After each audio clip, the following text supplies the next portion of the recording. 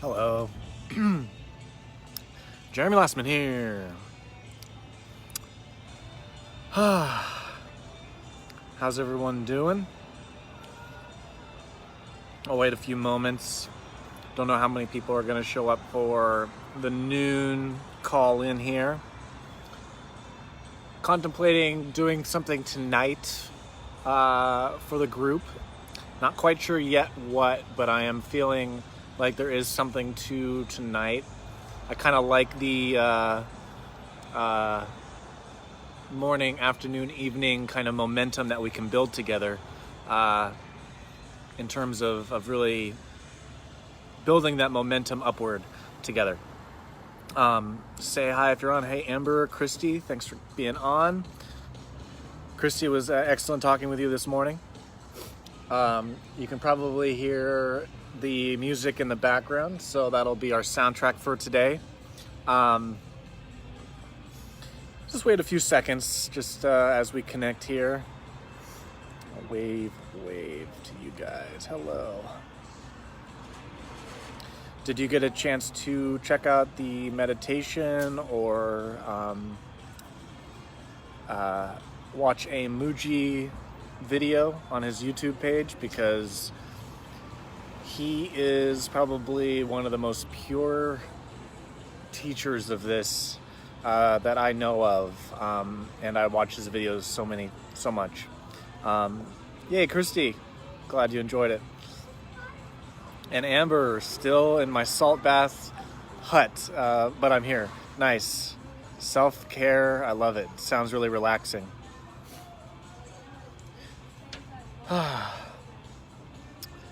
So, today, I want to slow things down and really go into the territories that are uncomfortable and that will really provide us with a lot of insight, a lot of lessons and breakthrough to really break down what we're carrying that holds us down, and really seeing it from the lens of perception that is most clean.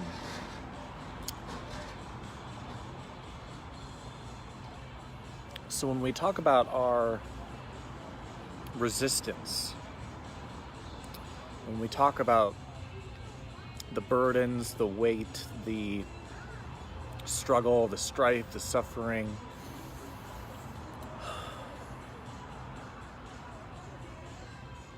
what are we really talking about there? What are we really talking about here when we actually just look at it and not fight it for a split second?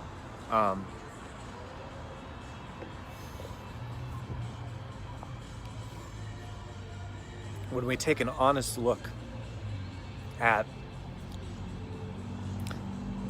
our body, excuse me. Sorry about that. When we take an honest look at what is real, what is unreal, what exists, and what doesn't exist.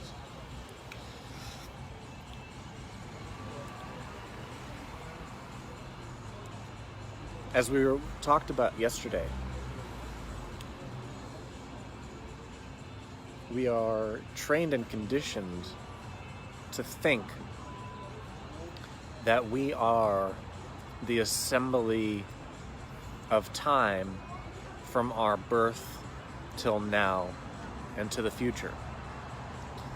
That we are, because we perceive that we are the same body, that we are the same body, the same self, the same person from when we were a baby to children to adolescence, teenage, adult, old age. That is we are the same person through all of that.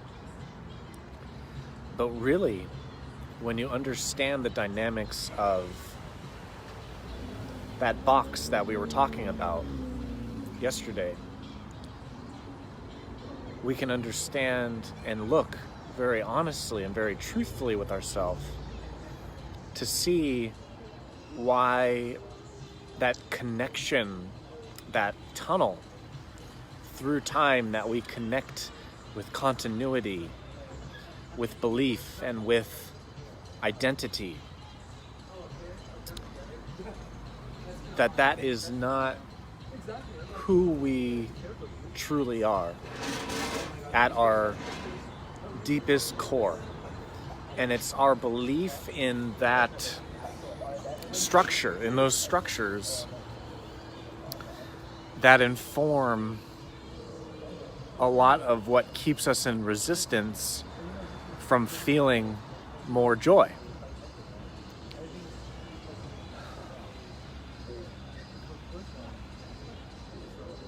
And as we make this shift, what I like to call it is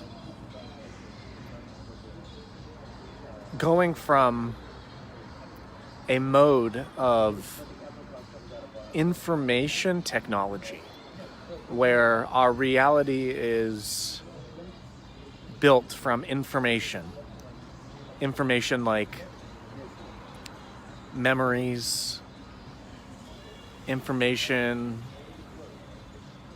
like stats, and how we kind of look at what our strengths and weaknesses are, our personality types, our labels.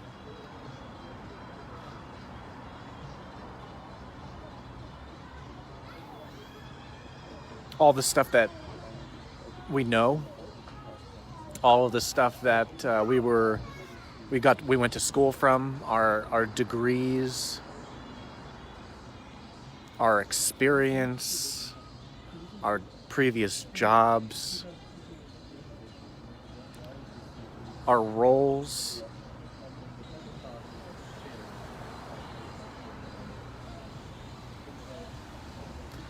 All of that is information. All the books that we've read, all the certifications we've gotten, all of the contests we've won, all of our failures and successes, our traumas. All of this stuff has really built up this image of ourselves. This is our self-image. This is our roles in our family, our roles in our community, our roles in society, our roles online. It's all information. And we all know how consumed by information we are, just in media, entertainment, in all of the things that are in society that we are barraged by, advertisements and being sold stuff and all of that. It's all information. And this matrix is built off of information. And this is what boxes us in. As we talked about yesterday, becomes our container for who we think we are.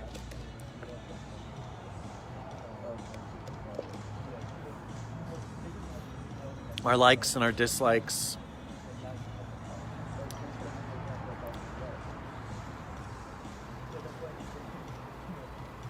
Our projects.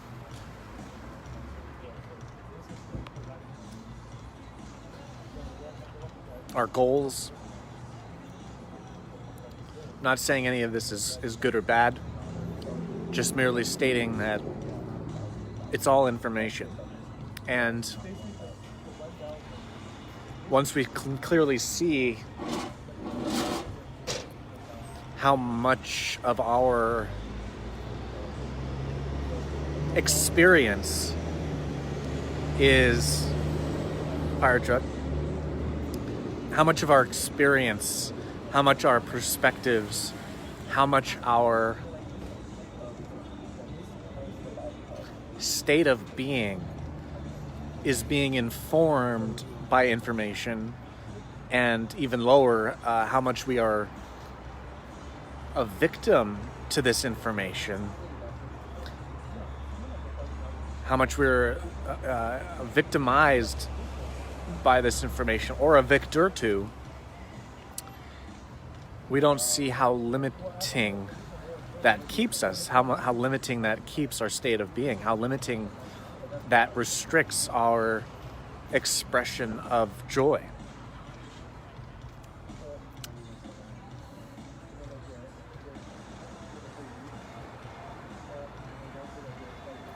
But as we point this out, and we see that the information that we so much defend as us, good, bad, right, wrong,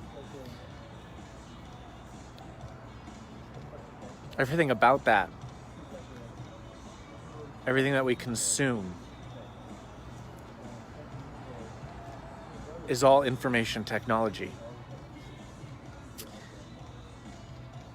And what I am posing to you right now is a major shift in your technology, in your software and hardware. We are evolving out of survival of the fittest. Once you understand who you truly are, there's nothing to survive because you are creating it. You are creating everything that you are afraid of. You are creating everything that you feel threatened by. And once you realize that, you have outgrown survival of the fittest scarcity mindset, and we are transcending, we're evolving, growing into something that is more spacious, that is free of threat. And the mind can't understand that yet, but what I'm posing to you to experiment with today, and you might not understand this right away like yesterday, but just merely experiment with what is the difference between information technology and the flow of information in your experience versus imagination technology. Do you feel that? Imagination technology. That when you understand and assume responsibility for your reality and for all of the information that is flowing, and you take that step back of awareness, of self-awareness, to see that it is all imagination. You accelerate, you open up the bandwidth of your mind, body, spirit to allow more flow of energy and higher frequencies of consciousness to be accessed. Because you see it now as imagination technology instead of information technology.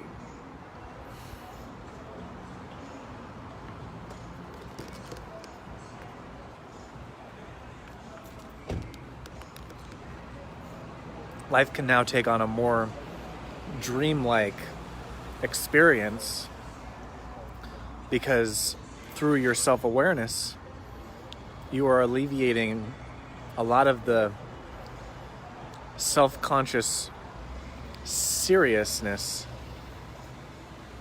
about what seems so real to you.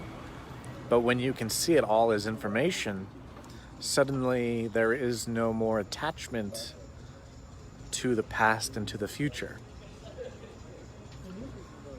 So that pain that you experience, that shame that you experience, that guilt that you experience, suddenly becomes information.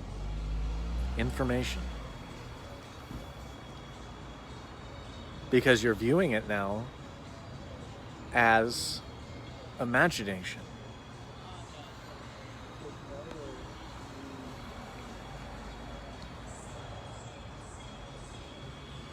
So that is the thought experiment for the day. What is the difference? How can I experience the difference between information technology and imagination technology? This is the shift in our intelligence that is happening on a macro scale right now as we evolve out of survival of the fittest. Serve these two things up side by side. Use your curiosity, use your wonder, devise your own experiments, test out what these things mean to you and your experience, and share them in this thread. What you think. Does it make any sense? Does it not make any sense? What thoughts came up? What insights did you have? What realizations? What breakthroughs came through? Where did you get stuck? Where did you feel the defense mechanisms pop up? Where did you feel like anything? Share below and have fun. This is meant to be fun and playful. Information technology versus imagination technology. How can we play with that? How can we use that to find more joy? As the mantra of the day states, the more space I create,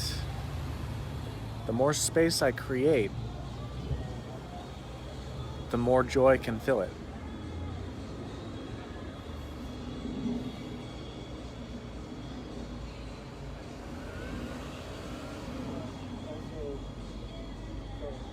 All right. Information technology versus imagination technology.